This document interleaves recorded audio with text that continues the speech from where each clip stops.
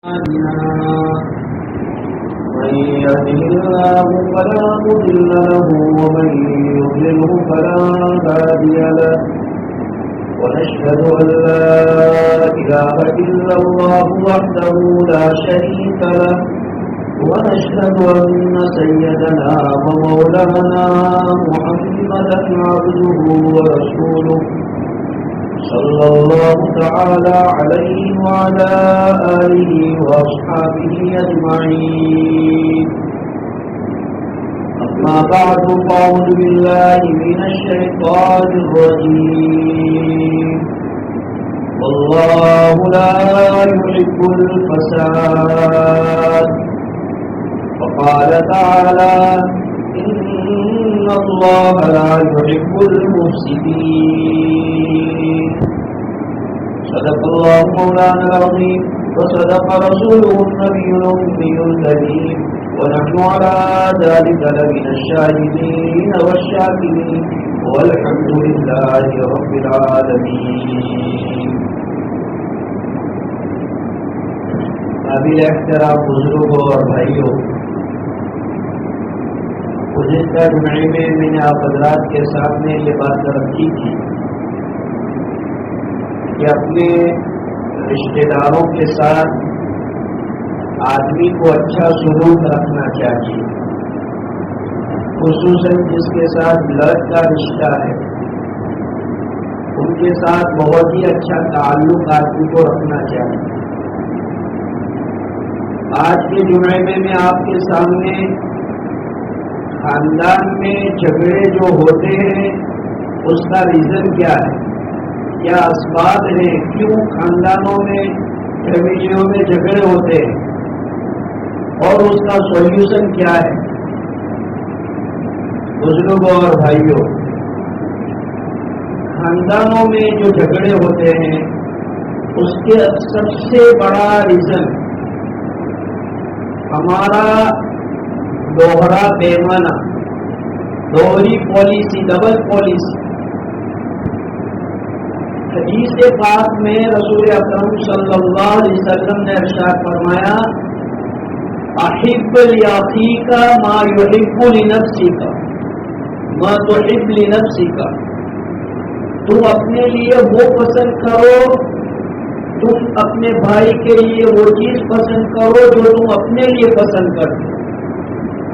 آج ہمارا پیمانہ یہ ہے کہ ہم اپنے لیے ایک الگ چیز پسند کرتے ہیں، بھائی بہن اور دوسرے رشتہ دار کے لیے الگ چیز پسند کرتے ہیں. اس کی وجہ سے گھروں میں ایک جھگڑا اور ایک اختلاف پیدا ہوتا ہے. بزرگوں اور بھائیوں، یاد رکھو اللہ پاک نے اس کائنات میں ہر دو چیزوں کو ملانے والی کوئی ایک تیسری چیز رکھی ہے.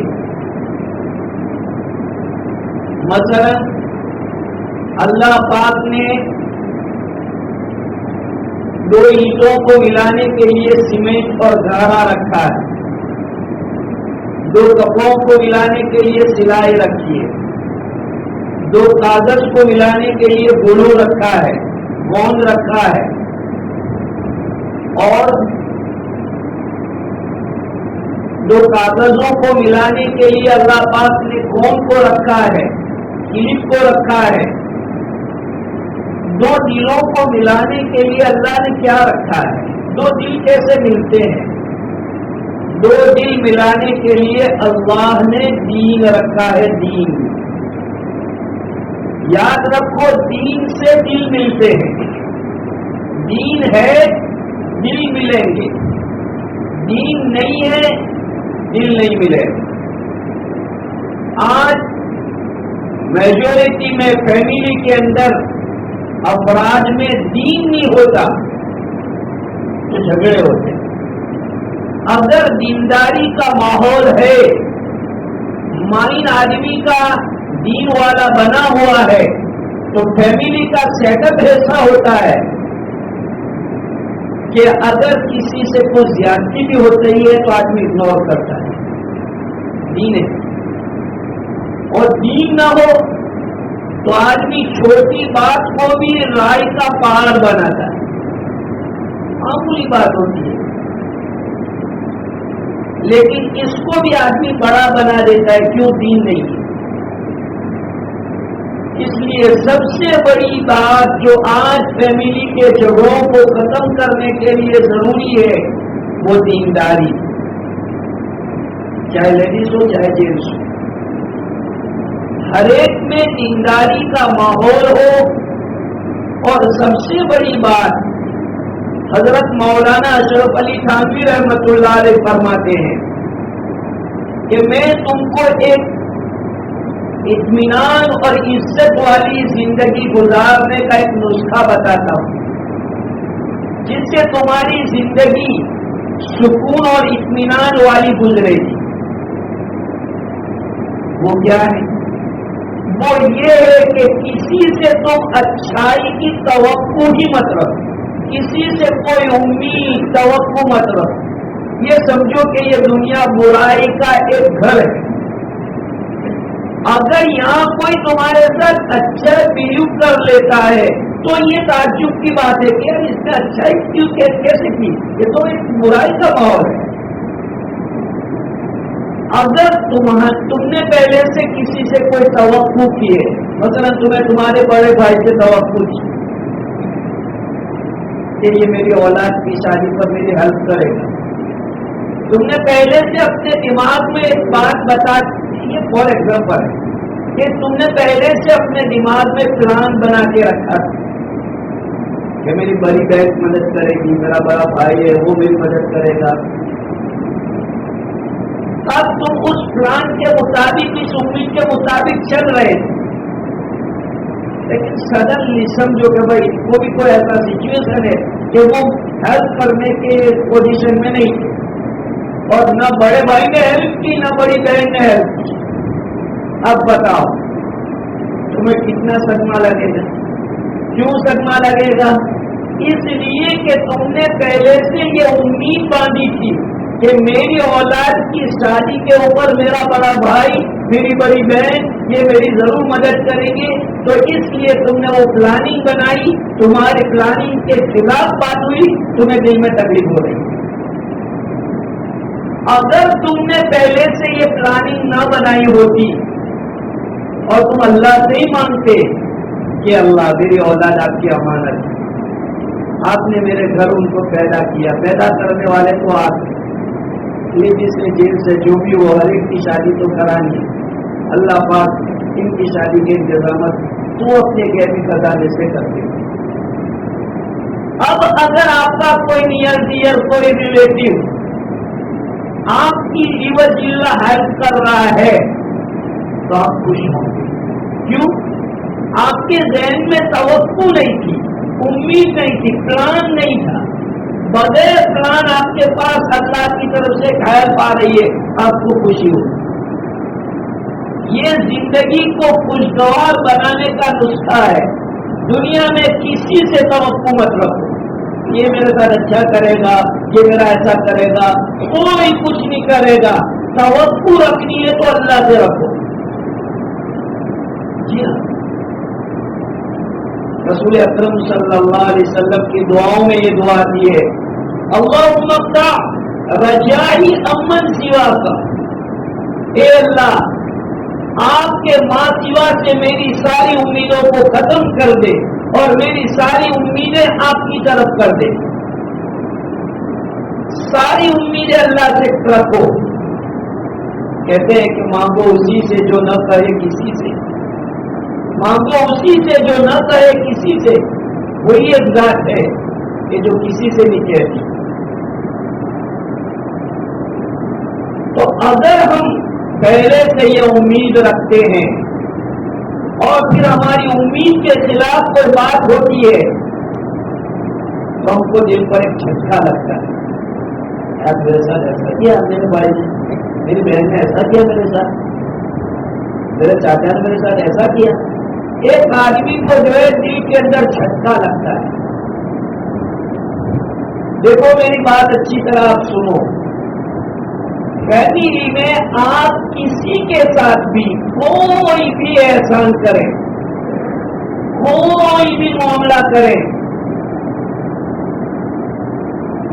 اس کو آپ صرف اور صرف اللہ کے لیے کریں، کر کے بھول جائیں. آپ اگر اپنے ذہن میں یہ رکھ کے کرتے ہیں کہ آج میں کر رہا ہوں، کل میری اولاد کی باری آئے گی تو یہ کرے گا، یہ تو سودا ہو گیا، یہ تجارت ہو گئی. اللہ کے لیے احسان کرو. اللہ کا قرآن کہتا ہے الجزاء الاحسان الا الاحسان، احسان کا بدلہ تو احسان ہی ہے.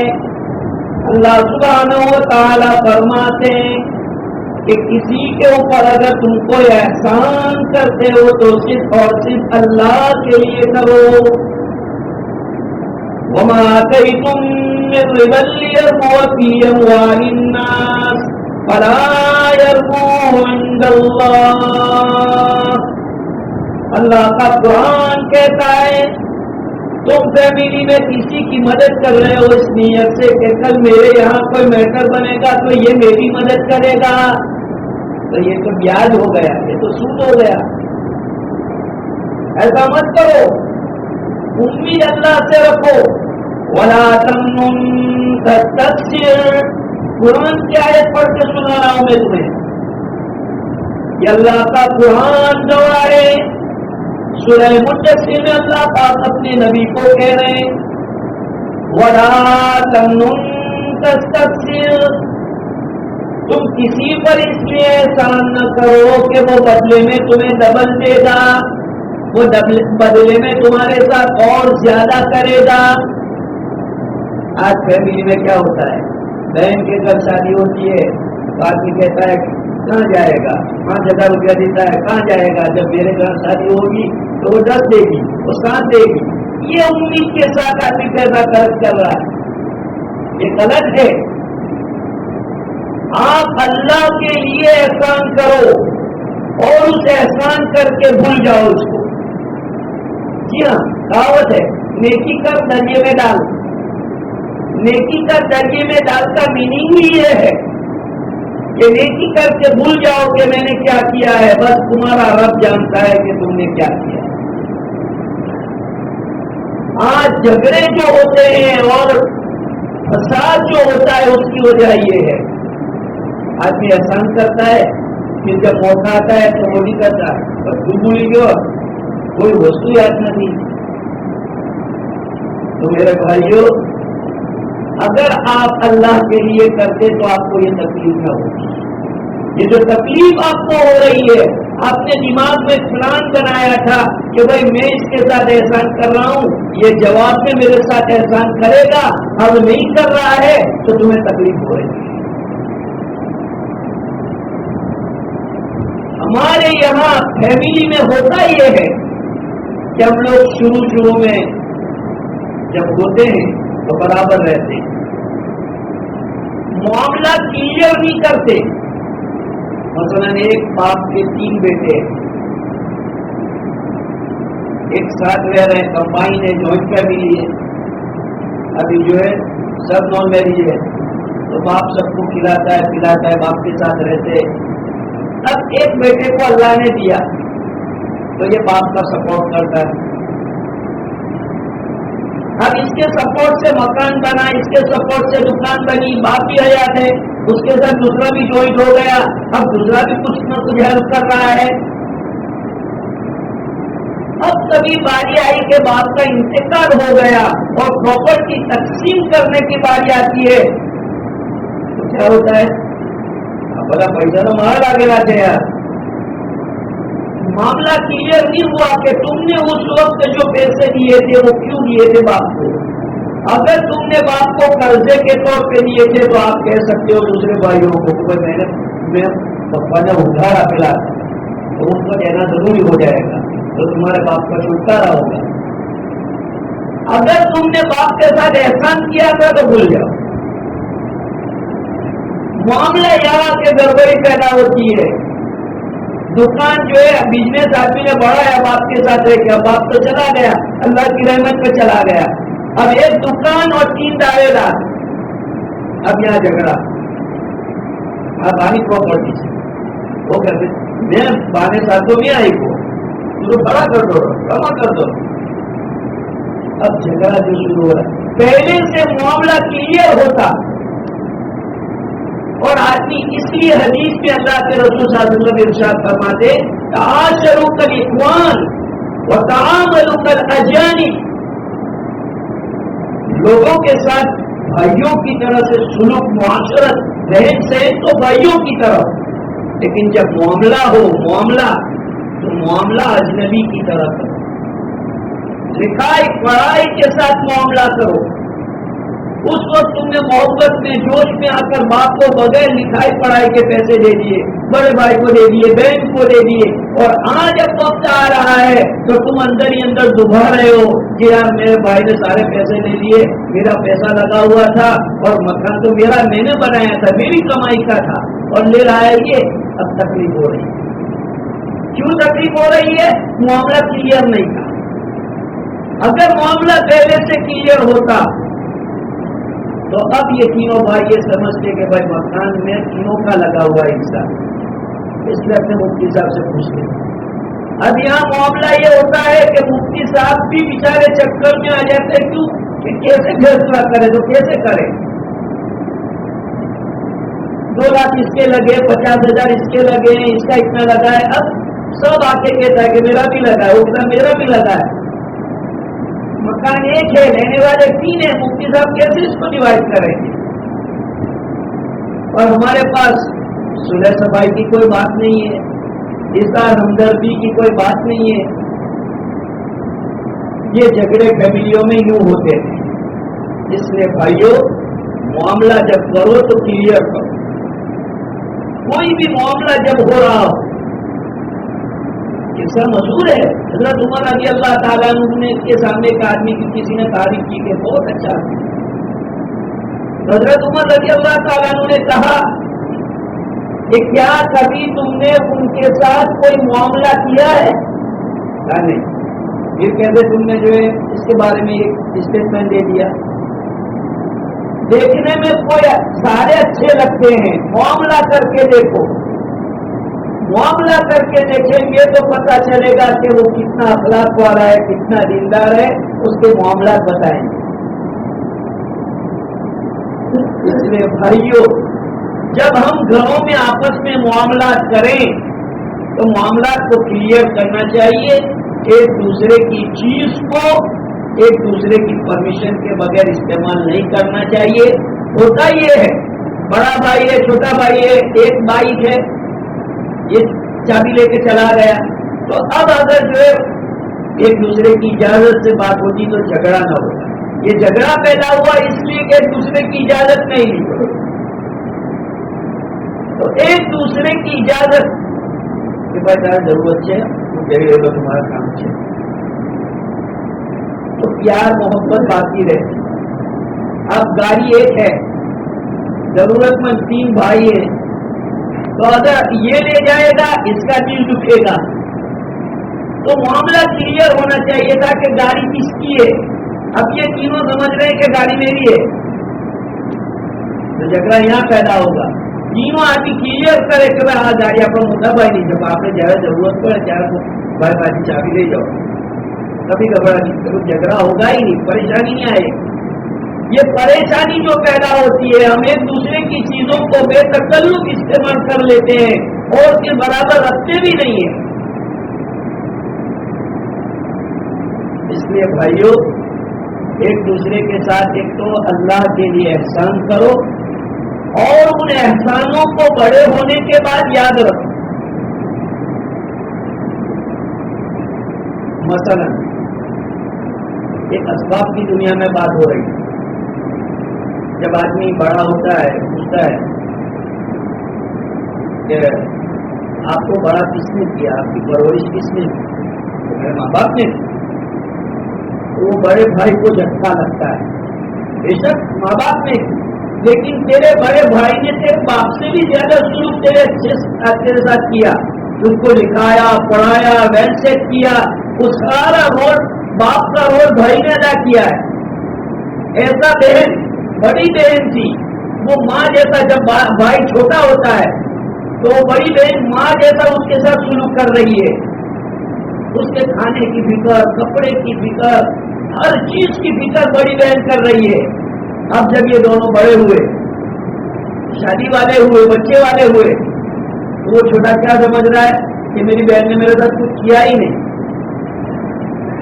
حالانکہ تم چھوٹے تھے تو تمہاری یہ بہن نے تمہارے ساتھ ماں جیسا سلوک کیا تھا. آج اسی بہن کے تم یہ کہہ رہے ہو کہ تم نے میرے ساتھ کچھ نہیں کیا. تو وہ احسان تم بھول گئے جو تمہاری چھوٹی عمر میں تمہاری بہن نے تمہارے ساتھ کیا. اس لیے بھائیوں، فیملی میں جو جھگڑے پیدا ہوتے ہیں وہ اس لیے پیدا ہوتے ہیں کہ احسان فراموشی، ایک دوسرے کے ساتھ جو ہم نے سلوک کیا ہوتا ہے وہ بھلا دیتے ہیں.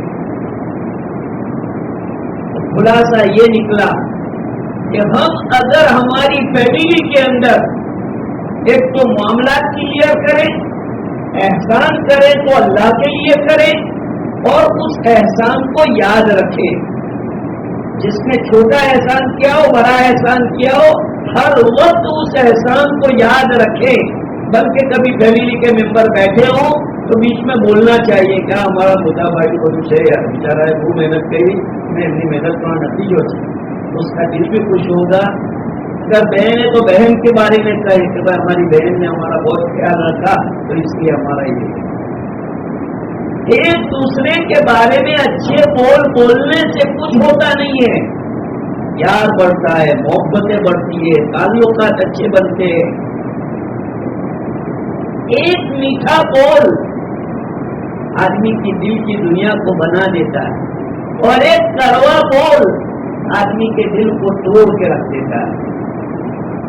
اس لیے اگر ہم اپنی زبان میں مٹھاس استعمال کریں تو کیا گناہ ہو جائے. اور اپنے رشتے دار کے لیے ہی اچھی زبان استعمال کرنی ہے، کوئی دوسرے کے لیے نہیں.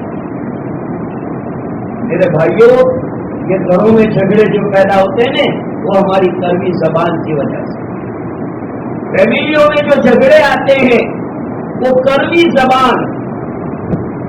جب ہم غصے میں ہوتے ہیں تو نہ بڑا بھائی دیکھتے ہیں، نہ چھوٹی نہ بڑی بہن دیکھتے ہیں، نہ کوئی دیکھتے رشتے دار. بس ہمارے اوپر ایک جنون سوار ہوتا ہے. ایک مولانا نے بہت اچھی بات بتائی ہے. کیا کہا کہ جس گھر میں کتا ہوتا ہے اس میں اللہ کی رحمت نہیں آتی.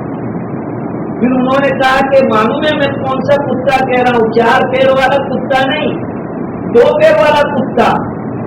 کہ جس گھر میں 2 پیر والا کتا ہوتا ہے. کسی نے کہا کہ یہ کیا مطلب کہ جیسے کتا دیکھو کہ بھونکنے کی عادت ہوتی ہے، یہ بھی ایک 2 پیر والا کتا ہے کہ اس کو بھی بھونکنے کی عادت. جب غصے ہو جائے تو جو بڑھارے اور جو زور زور سے تو کسی کے سننے کے لیے تیار نہیں، ماننے کے لیے تیار نہیں. یہ 2 پیر والا کتا ہے، یہاں اللہ کی رحمت نہیں برسے گی. گھروں میں اتنی بلند آوازیں نہیں ہونی چاہیے. کوئی میٹر ہوا ہے تو آپ بیٹھ کر کے اس کو سولوشن لاؤ. زور زور سے آپ بولو گے کہ آپ کے پڑوسی، محلے والے، ادھر ادھر سارے لوگ پریشان، اور سب کو معلوم کہ بھائی یہ گھر میں کیا ہو رہا ہے، تو اس سے کسی چیز کا سولوشن نہیں آئے گا. اگر تمہارا کچھ ہو گیا ہے تو 2 بھائی ہیں، بہن ہیں، اچھے سے بیٹھو، بیٹھ کے جو ہے چائے پی کر کے اچھے سے بات کرو، پیار محبت سے بات کرو، تو انشاءاللہ اس کا سولوشن نکل جائے گا. لڑائی جھگڑے زور زور سے گالیاں، اس سے کوئی مسئلہ حل نہیں ہوتا سوائے اس کے کہ عقل کا پردرشن ہوتا ہے، فیملی کا نام بدنام ہوتا ہے، اور کچھ نہیں ہوتا. اس لیے یہ سب اسباب ہے جھگڑے کے. میں نے آپ کو بتایا کہ جھگڑا ختم کرنے کا ایک ہی ریزن ہے اور وہ ہے دینداری. اپنا مزاج دین والا بناؤ، اپنی عقل اپنے دماغ کے اندر اللہ کا خوف پیدا کرو تو انشاءاللہ اللہ پاک یہ جھگڑے دور کر دیں گے. اللہ ہماری فیملیوں میں محبت عطا فرمائے اور ہمارے خاندان کو اللہ پاک مضبوط بنائے اور ہماری تمام پریشانیوں کو اللہ دور فرمائے. تو آپ کو دعوانا الحمدللہ.